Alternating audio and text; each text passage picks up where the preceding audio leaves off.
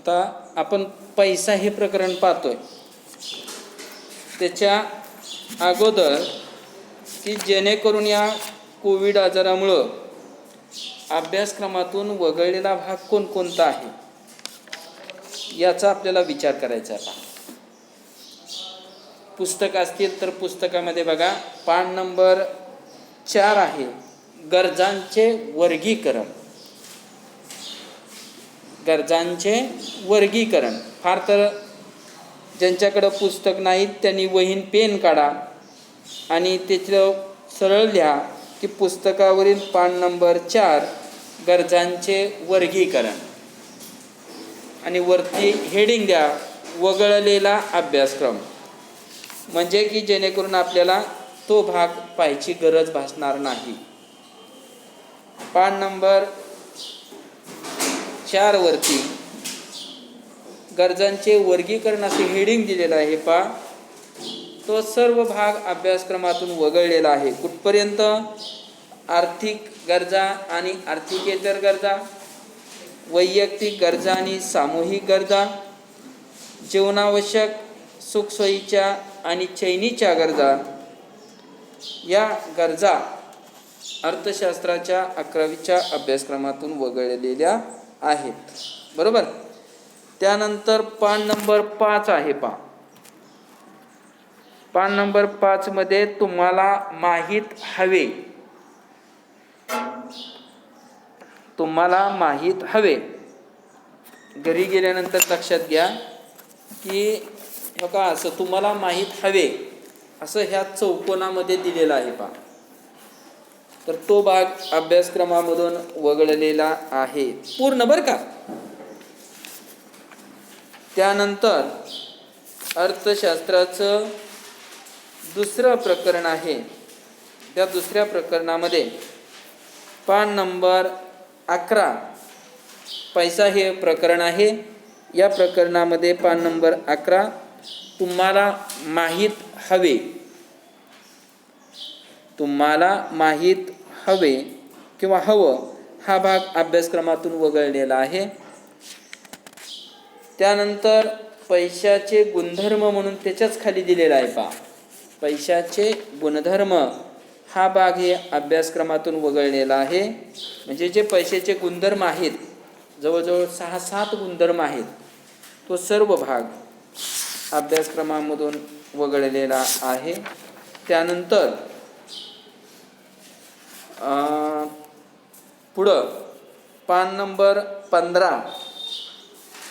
पान नंबर 15 वर तुम्हाला माहीत हवे. तुम्हाला माहीत हवे हा भाग अभ्यासक्रमातून वगळलेला आहे.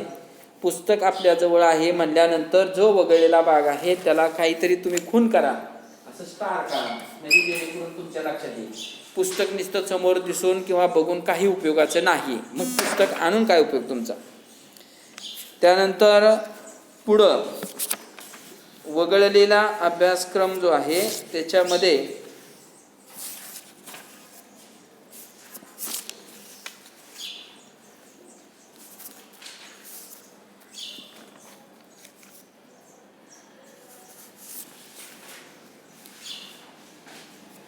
पान नंबर 29.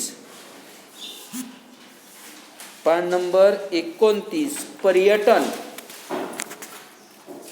पान नंबर 29 पर्यटन. त्यानंतर आतिथ्य सेवा.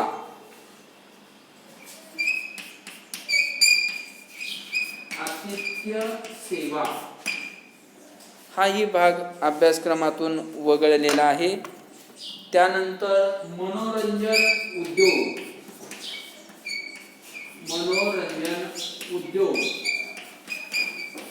हाही भाग अभ्यासक्रमातून वगळलेला आहे. त्यानंतर प्रकरण 5 पान नंबर 31. पान नंबर 31 ग्रामीण लोकसंख्येचे व्यावसायिक वर्गीकरण. ग्रामीण लोकसंख्येचे व्यावसायिक वर्गीकरण. हाही भाग अभ्यासक्रमातून वगळलेला आहे. त्यानंतर प्रकरण 6 भारतातील लोकसंख्या, त्यामध्ये पान नंबर 36 तुम्हाला माहीत हवं, तुम्हाला माहीत हवं हा सगळा भाग, डावीकडचा आणि उजवीकडचा वरचा दोन्ही भाग त्या ठिकाणी वगळलेले आहेत. त्यानंतर पान नंबर 39, पान नंबर 39 माहीत करून घ्या,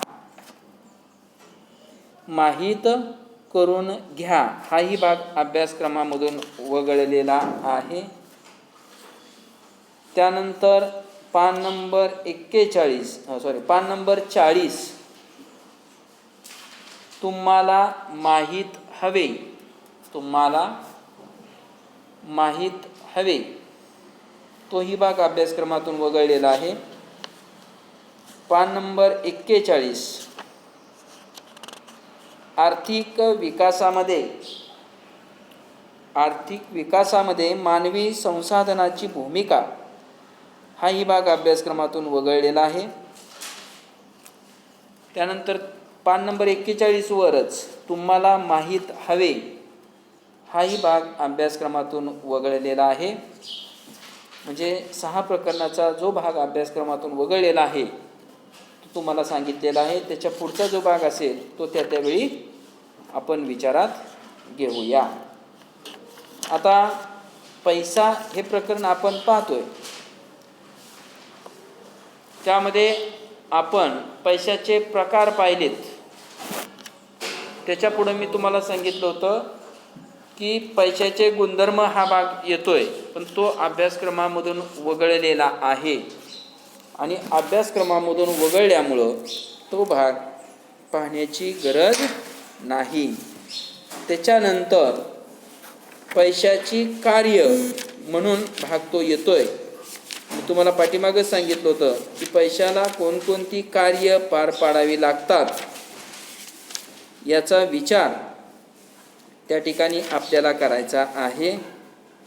तर पैशाची जी कार्य आहेत त्या कार्यामध्ये कोणकोणती कार्य आहेत, तर तो पैशाच्या कार्याचा आपणाला चार्ट तयार करता येईल. पहा, तो चार्ट कसा तयार करता येईल, तर पैशाची कार्ये,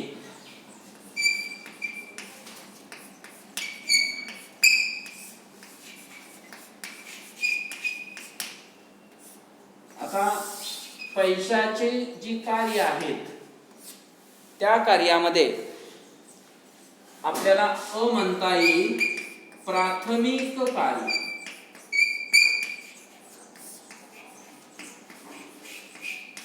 प्राथमिक कार्य. त्यानंतर दुसरा म्हणता येईल आपल्याला दुय्यम कार्य, दुय्यम कार्ये. आणि आपल्याला तिसरं म्हणता येईल अनुषंगिक कार्य,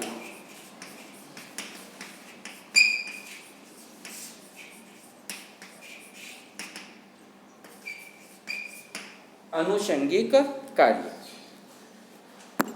आता जी प्राथमिक कार्य आहेत की ज्या कार्यासाठी पैशाची निर्मिती झाली त्या कार्याला प्राथमिक कार्य असं म्हणतात. म्हणजे ज्या कार्यासाठी पैशाचा उगम झाला त्या कार्याला प्राथमिक कार्य असे म्हटलं जातं. आता प्राथमिक कार्यामध्ये 2 कार्य आहेत. पहा, तर त्यातलं पहिलं कार्य आहे विनिमयाचे माध्यम,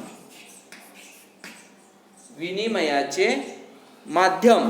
आणि दुसरं कार्य आहे मूल्यमापनाचे साधन.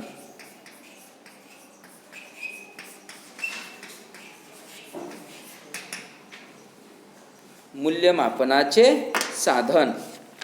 आता प्राथमिक कार्य जी आहेत या कार्यालाच पैशाची मूलभूत कार्य असंही म्हटलं जातं. जी प्राथमिक कार्य आहेत पैशाची त्या कार्यालाच पैशाची मूलभूत कार्य असंही म्हटलं जातं. आता या कार्यासाठीच पैशाचा उगम झाला. कोणत्या? या दोन कार्यासाठीच. कारण विनिमय घडवून आणण्यामध्ये अडचणी येत होत्या आणि मूल्यमापनामध्ये सुद्धा अडचणी होत्या. म्हणून या दोन कार्यासाठी पैशाचा उगम झाला. म्हणूनच या कार्याला मूलभूत कार्य किंवा पैशाची प्राथमिक कार्ये असं संबोधलं जातं. आता पैशाची प्राथमिक कार्यामध्ये दोन कार्य. त्यातलं पहिलं कार्य विनिमयाचे माध्यम आणि दुसरं कार्य मूल्यमापनाचे साधन किंवा हिशेबाचे परिमाण. ही दोन कार्य आपल्याला पाहिजे आहेत. परीक्षेला पैशाची प्राथमिक कार्य सांगा असा प्रश्न विचारला जातो किंवा टिंबटिंब हे पैशाचे प्राथमिक कार्य आहे किंवा चुकी बरोबर सांगा की विनिमयाचं माध्यम हे पैशाचं दुय्यम कार्य आहे. तर दुय्यम कार्य आहे का ते? नाही, तर प्राथमिक कार्य आहे. मग पैशाचं दुय्यम कार्य आहे म्हटलं की म्हणायचं विधान चूक आहे असं परीक्षेला विचारलं जाऊ शकतं. आता विनिमयाचं माध्यम म्हणून कार्य करणं हे पैशाचं मूलभूत कार्य मानलं जातं. आता पैशामध्ये सर्वसामान्य स्वीकार्यता बघा, पैशामध्ये सर्वसामान्य जी स्वीकार्यता आहे हा गुणधर्म असतो. सर्वसामान्य स्वीकार्यता गुण म्हणजे याचा अर्थ मी तुम्हाला पैसे दिले की तुम्ही ते स्वीकारणार आहे. पैसा नाकारता येत नाही. पत पैसा नाकारता येतो. पत पैसा नाकारता येतो. पत पैसा म्हणजे काय? चेक, धनादेश किंवा डीडी ह्याला पत पैसा म्हणायचं. तो पैसा नाकारता येऊ शकतो. लक्षात येते का? बघा, मी ह्याला 20,000 रुपये उसने दिले विद्यार्थ्याला. मी चलनामध्ये 20,000 रुपये दिले. पण जर समजा त्यानं मला परत पैसे देताना जर म्हणला सर हा स्टेट बँकेचा चेक आहे, तर मी काय म्हणू शकतो त्याला? मला चेक देऊ नकोस, मला पैसे दे. तू बँकेत जा आणि बँकेतून तू पैसे आण आणि मला पैसे दे. मला चेक नको, मला बँकेत जायला वेळ मिळणार नाही, मी चेक काय घेणार नाही. म्हणजे तो पत पैसा आहे. पत पैसा नाकारला का नाही? मी नाकारला, पण पैसा नाकारू शकत नाही. पैसा नाकारू शकत नाही. मी त्याला 20,000 रुपये दिले 500च्या नोटेमध्ये. बघा, 20,000 रुपये 500च्या नोटेमध्ये दिले. त्यानं मला पैसे देताना 2,000च्या नोटेत दिले, तर मी म्हणणार आहे का त्याला मला 500च्याच नोटा पाहिजे त्या आणि मी दिलेल्याच नोटा पाहिजेत असं मी म्हणणार आहे का? नाही. 2,000 रुपयाच्या नोटा दिल्यानंतर मी स्वीकारणार आहे. 100 रुपयाच्या नोटा दिल्या तरीही मी स्वीकारणार आहे. 200 रुपये किमतीच्या नोटा दिल्या तरीही मी स्वीकारणार आहे. म्हणजे पैशामध्ये सर्व स्वीकार्यता हा गुणधर्म आहे. त्यामुळं वस्तू विनिमयामध्ये जी दुहेरी संयोगाची जी अडचण होते ही अडचण दूर झाली. वस्तू विनिमयामध्ये गरजांचा दुहेरी संयोग होणं फार महत्त्वाचं होतं, पण पैशामुळे दुहेरी संयोगाची जी अडचण होते ही अडचण दूर झाली. लक्षात घ्या.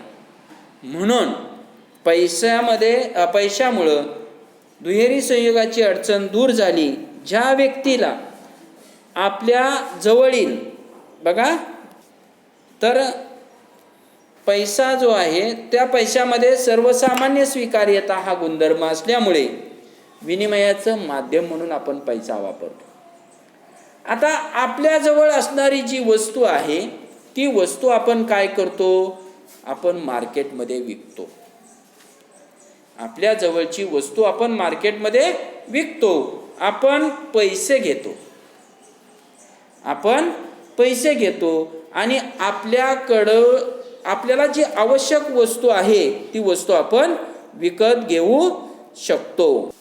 तर पैशामध्ये सर्वसामान्यता हा गुणधर्म, सर्वसामान्य स्वीकार्यता हा गुणधर्म असल्यामुळं आपण आपल्या जवळची वस्तू मार्केटमध्ये विकतो आणि मोबदल्यामध्ये पैसे घेतो आणि हवी ती वस्तू जी आहे हवी ती वस्तू खरेदी करू शकतो. म्हणजे बघा, मार्केटमध्ये काय करतो, आपल्याकडे असणाऱ्या वस्तू आहेत त्या वस्तू आपण मार्केटमध्ये विकतो आणि मार्केटमधून आपणाला हवी ती वस्तू आपण विकत घेतो. म्हणजे हे कशामुळे शक्य झालं, तर हे पैशामुळे शक्य झालेलं आहे. आता समजा एखाद्या व्यक्तीकडे घोडा आहे आणि एखाद्या व्यक्तीकडे गाय आहे, किंवा एकच उदाहरण घेऊ आपण, एका व्यक्तीकडे घोडा आहे, त्या व्यक्तीला घोडा विकायचा आहे आणि जे पैसे येतील त्याची गाय विकत घ्यायची आहे. त्यावेळेस तो काय करेल, घोडा असणारा शेतकरी किंवा घोडा असणारा व्यक्ती, तर तो घोडा मार्केटमध्ये विक्रीसाठी मांडेल. तो घोडा मार्केटमध्ये विकेल. मार्केटमध्ये ठराविक किमतीला विकल्यानंतर ती रक्कम तो घेईल आणि ती रक्कम वापरून आपण बाजारातून गाय खरेदी करेल तो व्यक्ती. म्हणजे हे जे काम आहे हे काम पैशामुळे शक्य झालेलं आहे. पैशाचा जर उगम झाला नसता तर वस्तू विनिमयामध्ये खूप अडचणी निर्माण झाल्या असत्या. म्हणून पैसा जो आहे तो पैसा, तर हवी ती वस्तू आपण विकत घेणार, म्हणजे याचा अर्थ या व्यवहारामध्ये पैसा जो आहे या पैशानं विनिमयाचं माध्यम म्हणून काम केलेलं आहे. आता पैशामुळं विनिमय सुकर झाला, पैशामुळं विनिमय करणं शक्य झालं. म्हणून खरेदीदार आणि विक्रेते, बाजारामध्ये खरेदीदार आणि जे विक्रेते आहेत यांचा वेळ मोठ्या प्रमाणामध्ये खर्च होत नाही. वेळेची बचत होते, वेळेची बचत होते. त्याचबरोबर जी शक्ती आहे त्या शक्तीमध्ये सुद्धा बचत होते. म्हणजे काम कितीही लहान असलं तरी त्याचं पैशामध्ये रूपांतर करता येतं. म्हणून पैसा जो आहे हा पैसा विनिमयाचं माध्यम म्हणून कार्य करतो. आता दुसरं जे कार्य आहे ते म्हणजे मूल्यमापनाचे साधन.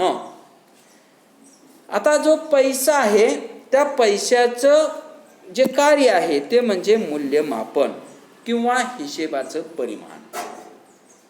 आता ज्या वस्तू आहेत त्या वस्तू आणि सेवांचं मूल्य आपल्याला मोजायचं झालं तर आपण त्या वस्तू आणि सेवांचं मूल्य किंवा वस्तू आणि सेवांची किंमत आपण कशात व्यक्त करतोय, पैशात व्यक्त करतोय, बरोबर आहे. आपण मास्क आणला, आपण सांगतो 20 रुपयाचा मास्क. आपण मोबाईल खरेदी केला, आपण सांगतो 8,000 रुपयाचा मोबाईल. सॅक खरेदी केली, आपण सांगतो 400 रुपयाची सॅक. हातातलं घड्याळ आपण म्हणतो माझ्या हातात 5,000चं घड्याळ आहे, काही जण सांगतात 50 रुपयाचं घड्याळ आहे. म्हणजे प्रत्येक वस्तूची किंमत आपण कशात व्यक्त करतोय, पैशामध्ये व्यक्त करतोय. म्हणजे मूल्यमापन, त्यांची किंमत मोजण्याचं काम त्या ठिकाणी पैसा करतो. म्हणजे मूल्यमापनाचं परिमाण म्हणून पैशाकडं पाहिलं जातं. म्हणजे सर्व वस्तूच्या किमती ज्या आहेत ह्या किमती पैशामध्ये व्यक्त केल्या जातात. विनिमयामध्ये काय केलं जात होतं, एका वस्तूच्या बदल्यात दुसरी वस्तू खरेदी केली जात होती. पण वस्तू विनिमयामधील अडचणी दूर झाल्या आणि पैशाचा शोध लागला. आणि पैशाचा शोध लागल्यानंतर सर्व वस्तूंची किंमत ही आपण पैशामध्ये व्यक्त करू लागलो. मग शिक्षकांचं श्रम असेल, वकिलांचं श्रम असेल, डॉक्टरांचं श्रम असेल, ह्या सगळ्यांची किंमत आहे, ही किंमत आपण पैशात मोजतो. वकिलाची 10,000 रुपये फी आपण पैशात मोजली. शिक्षकांचा 40,000 रुपये पगार पैशात मोजला. डॉक्टरांची 200 रुपये फी तपासणी आपण पैशात मोजली. म्हणजे प्रत्येक व्यक्तीचं श्रम जे आहे हे श्रम पैशामध्ये मोजलं जातं. म्हणजे अगदी टाचणीपासून हिऱ्यापर्यंत, मिठापर्यंत, अगदी दैनंदिन जीवनामध्ये ज्या वस्तूचा आपण उपभोग घेतोय त्या सर्व वस्तूंची किंमत आपण पैशात व्यक्त करतोय. म्हणून पैसा हा मूल्यमापनाचं महत्त्वाचं काम करत असतो. म्हणजे कोणत्याही वस्तूची मूल्याच्या दृष्टीने दुसऱ्या वस्तूची तुलना करणं पैशामुळे शक्य होतं. आपण दुकानामध्ये वही खरेदी करायला जातो पहा. एक वही 40 रुपयाला असते, दुसरी वही 50 रुपयाला असते, दुसऱ्या एखाद्या कंपनीची वही 30 रुपयाला असते. पेन खरेदी करायला गेलो तर आपण वेगवेगळ्या कंपनीची वस्तू पेन वेगवेगळ्या किमतीला असतात. म्हणजे याचा अर्थ प्रत्येक वस्तूचं मूल्य, प्रत्येक वस्तूची जी किंमत आहे ही किंमत पैशात व्यक्त केली जाते. म्हणून पैसा हा मूल्यमापनाचं साधन म्हणून महत्त्वाचं काम करतो. त्यानंतर हे 2 कार्य बरं का, प्राथमिक कार्य, ह्या 2 कार्यासाठीच पैशाचा उगम झालेला आहे. म्हणून हे दोन्ही कार्य फार महत्त्वाची आहेत. आता दुय्यम जी कार्य आहेत ती कार्य आपल्याला पाहिजे आहेत. त्यामध्ये पहिलं कार्य आहे विलंबित देणी देण्याचं कार्य.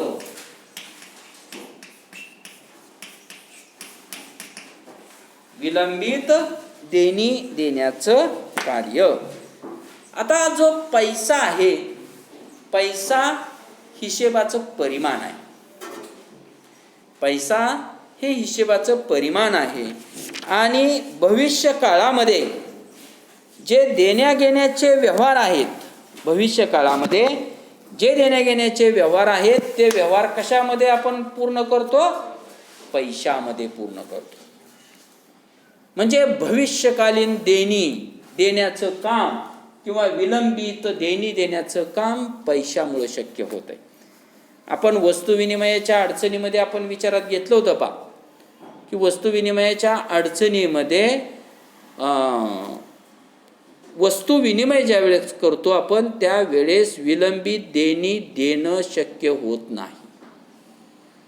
लक्षात ठेवा, वस्तूच्या स्वरूपात भविष्यकालीन देणी देता येत नाही.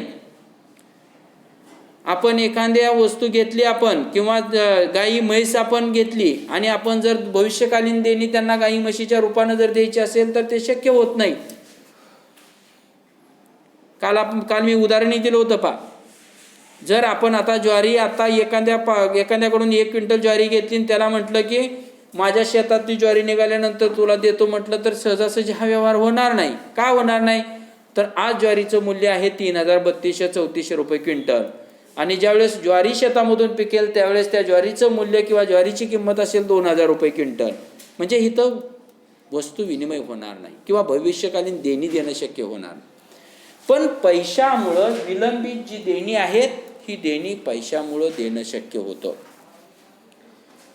भविष्यकालीन जी देणी आहेत ही भविष्यकालीन देणी पैशामुळं देता येतात. आपल्यावर एखाद्याचं जर आपल्यावर कर्ज असेल तर ते कर्ज आपण पैशाच्या साह्यानं त्या ठिकाणी ते कर्ज पूर्ण करतो. वस्तूच्या साह्यानं कर्ज पूर्ण करू शकत नाही. आपण एखाद्याला म्हणू शकतो 20,000 रुपये मला उसने द्या की मी तुला 4 महिन्यानंतर 20,000 रुपये देतो. पण आपण एखाद्याला असं म्हणत नाही की मला आता एक म्हैस द्या, तुला 4 महिन्यानंतर म्हैस माघारी देतो. असं कधी व्यवहार होत नाही. लक्षात घ्या.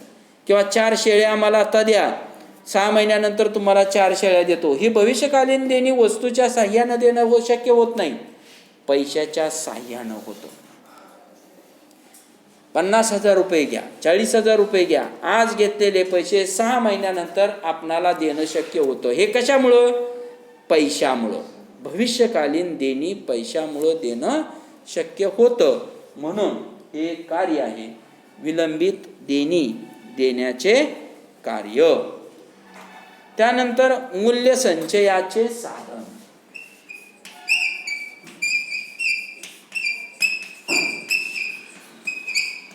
मूल्य संचयाचे साधन. आता पहा, वस्तूच्या स्वरूपामध्ये मूल्य संचय करणं शक्य होत नाही. पैशाच्या साह्यानं मूल्य संचय करता येतो. म्हणजे पैसा वर्तमान काळातील गरजांची पूर्तता करण्याबरोबरच भविष्य काळातील गरजांची पूर्तता करण्याचं काम त्या ठिकाणी पैसा करत असतो. म्हणजे पैसा मूल्य संचयाचे कार्य करतो. म्हणजे वस्तूचं आजचं मूल्य भविष्य काळासाठी आपण साठवून ठेवू शकतो.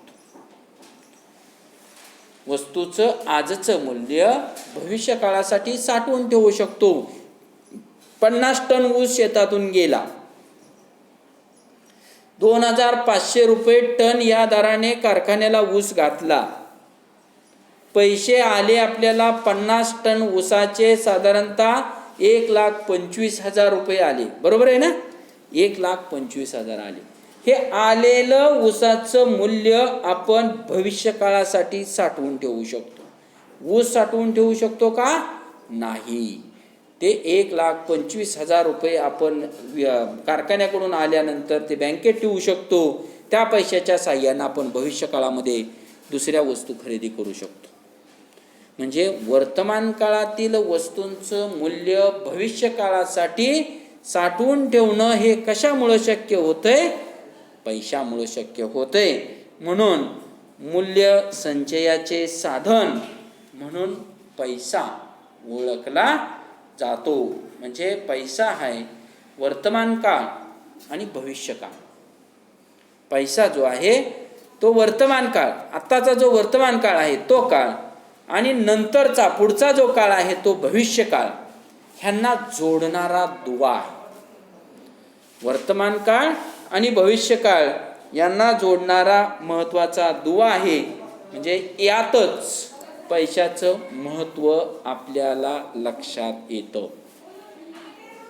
म्हणजे पैशाचं महत्त्व काय आहे हे यावरून आपल्या लक्षात येतं. काय लक्षात येतं? तर पैशाचं महत्त्व आपल्या लक्षात. तर पैसा जो आहे तो पैसा मूल्य संचयाचे कार्य करतो. त्यानंतर पुढचं कार्य आहे मूल्य हस्तांतरणाचे कार्य. मूल्य हस्तांतरणाचे कार्य. मूल्य हस्तांतरणाचे कार्य म्हणजे आता या ठिकाणी पैशामुळे मूल्याचा साठा करता येतो. पैशामुळे आपल्याला मूल्याचा साठा करता येतो. पैशामुळे एका व्यक्तीकडून दुसऱ्या व्यक्तीकडे किंवा एका ठिकाणाहून दुसऱ्या ठिकाणी त्याचं हस्तांतर करता येतं. त्याचं हस्तांतर करता येतं. म्हणजे याचा अर्थ बघा तुम्ही, समजा माझं गाव फोंडशिरस आहे. आता मूल्याचं हस्तांतर कसं होतं बघा. माझं गाव फोंडशिरस आहे. आता माझं गाव फोंडशिरस आहे. फोंडशिरसमध्ये मला 1 एकर जमीन आहे. तर ती 1 एकर जमीन काय करेल मी फोंडशिरसमधील विकायला काढेल. ती 1 एकर जमीन मी विकेल. ते जमिनीची किंमत मी घेईल आणि नातेपुतेमध्ये मी अर्धा एकर 10 गुंठ 15 गुंठ जमीन नातेपुतेच्या नजीक मी खरेदी करेन. म्हणजे फोंडशिरसमधील जमिनीच्या मूल्याचं हस्तांतरण कुठं झालं? नातेपुतेमध्ये झालं. ह्याला म्हणायचं मूल्यांचं हस्तांतरण. म्हणजे हे संक्रमण एका व्यक्तीकडून दुसऱ्या व्यक्तीकडे किंवा एका ठिकाणाहून दुसऱ्या ठिकाणी त्याचं संक्रमण किंवा हस्तांतरण होऊ शकतं. म्हणून पैसा हे मूल्य हस्तांतरणाचं साधन आहे. किंवा प्लॉट खरेदी करतो पहा, किंवा फ्लॅट खरेदी करतो. समजा पुण्यामध्ये 2 फ्लॅट आहेत आणि आता मला मुंबईमध्ये फ्लॅट घ्यायचा आहे. त्यावेळेस आपण काय करू, पुण्यातले दोन्ही फ्लॅट आपण विकू आणि आपण काय करू, मुंबईमध्ये आपण चांगल्या एरियामध्ये फ्लॅट खरेदी करू. म्हणजे पुण्यामधील मूल्यांचं हस्तांतरण कुठं झालं, मुंबईमध्ये झालं. म्हणजे पैसा हे मूल्य हस्तांतरणाचं काम करतो. तर हे 3 कार्य ही दुय्यम कार्य ओळखली जातात. ही जी 3 कार्य आहेत, ही 3 कार्य दुय्यम कार्य म्हणून ओळखली जातात. आता तिसरं आहे ते म्हणजे अनुषंगिक कार्य. आता अनुषंगिक कार्य आधुनिक काळात पैशाला काही अनुषंगिक कार्य पार पाडावी लागतात. म्हणजे आधुनिक अर्थव्यवस्थेत पैशाला व या कार्याबरोबरच प्राथमिक कार्य आणि दुय्यम कार्याबरोबरच काही जादा कार्य करावी लागतात. आणि ती जी जादा कार्य आहेत त्या कार्यालाच अनुषंगिक कार्य असे म्हणतात. त्यालाच आकस्मिक कार्य असंही म्हटलं जातं. आता आकस्मिक कार्यामध्ये कोणकोणती कार्य आहेत, तर राष्ट्रीय उत्पन्नाचं मापन. राष्ट्रीय उत्पन्नाचे मापन हे एक आकस्मिक कार्य आहे. म्हणजे बघा, राष्ट्रीय उत्पन्नाचं जे मापन आहे हे राष्ट्रीय उत्पन्नाचं मापन आपण पैशाच्या साहाय्यानं करतो. राष्ट्रीय उत्पन्न कशाला म्हणायचं हा सुद्धा आपल्या पुढे परत प्रश्न निर्माण होतो. तर राष्ट्रीय उत्पन्नाची व्याख्या लक्षात ठेवा. एका ठराविक काळात किंवा एका आर्थिक वर्षाच्या काळात, आर्थिक वर्ष चालू होतं 1 एप्रिलला आणि ते संपतं कधी, 31 मार्चला संपतं. या आर्थिक वर्षाच्या काळात देशामध्ये जेवढ्या वस्तू आणि देशामध्ये जेवढ्या सेवा उत्पादित होतात त्या वस्तू आणि सेवांचं पैशातील जे मूल्य आहे किंवा पैशातील जी किंमत आहे ती किंमत म्हणजे देशाचं राष्ट्रीय उत्पन्न होय. आता राष्ट्रीय उत्पन्नाची मोजणी करताना आपण उत्पादनाचे घटक पाहिले का, भूमी, श्रम, भांडवल आणि संयोजक हे उत्पादनाचे 4 घटक आहेत. आता या 4 घटकांचा जो मोबदला आहे, भूमीचा मोबदला खंड, श्रमाचा मोबदला वेतन, भांडवलाचा मोबदला व्याज आणि संयोजकाचा मोबदला नफा, ह्या सगळ्यांची बेरीज केली की आपल्याला काय मिळतं, राष्ट्रीय उत्पन्न मिळतं. आणि या राष्ट्रीय उत्पन्नाचं मोजमाप करण्यासाठी पैसा फार महत्त्वाचं साधन किंवा महत्त्वाचं कार्य किंवा महत्त्वाची भूमिका त्या ठिकाणी पार पाडत असतो. त्यानंतर पत पैशाचा आधार. आता पत पैसा आपण पाहिलं, बँकांनी स्वतःच्या क्रेडिटवर जो पैसा तयार केलेला असतो त्या पैशाला पत पैसा असं म्हणतात. आणि त्या पत पैशाचा जो आधार आहे तो आधार हा पैसा आहे. म्हणजे आपण 1 लाख रुपयाचा चेक बरोबर घेतला म्हणजे याचा अर्थ त्या चेकचा आधार काय आहे, पैसा आहे. पैसा हा पत पैशाचा आधार आहे. म्हणजेच पैसा जो आहे तो व्यापारी बँका प्राथमिक ठेवीच्या आधारावर जो पैसा तयार करतात त्याला पत पैसा असं म्हणतात. आणि त्या पैशाचा आधार हा पैसा मानला जातो. आणि संपत्तीचे रोखतेत रूपांतर. आता जे संपत्ती आहे या संपत्तीचं रूपांतर आपण पैशामध्ये करतो. म्हणजे पैसा ही सर्वात मोठी तरल संपत्ती आहे. ती कोणत्याही मालमत्तेत रूपांतरित करता येते. म्हणून पैसा जो आहे तो पैसा संपत्तीचे रोखतेत रूपांतर करण्याचं साधन त्या ठिकाणी मानलं जातं आणि स्थूल आर्थिक चलांचे मापन हे पैशाच्या साह्यानं करता येतं. अशी काही अनुषंगिक कार्य पैशाला पार पाडावी लागतात. तर इथं पैसा आणि पैशाची जी कार्य आहेत ही कार्य इथं संपलेली आहेत. आणि या प्रकरणातला शेवटी काळा पैसा म्हणून संकल्पना दिलेली आहे.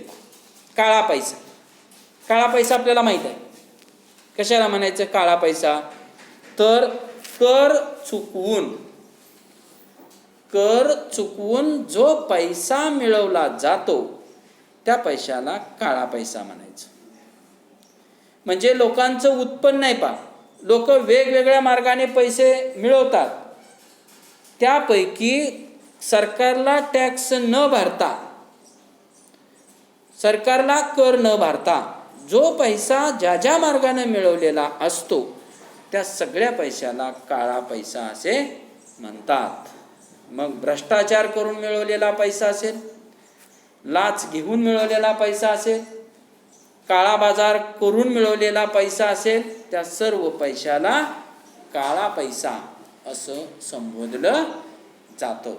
तर इथं जे छोटंसं प्रकरण होतं,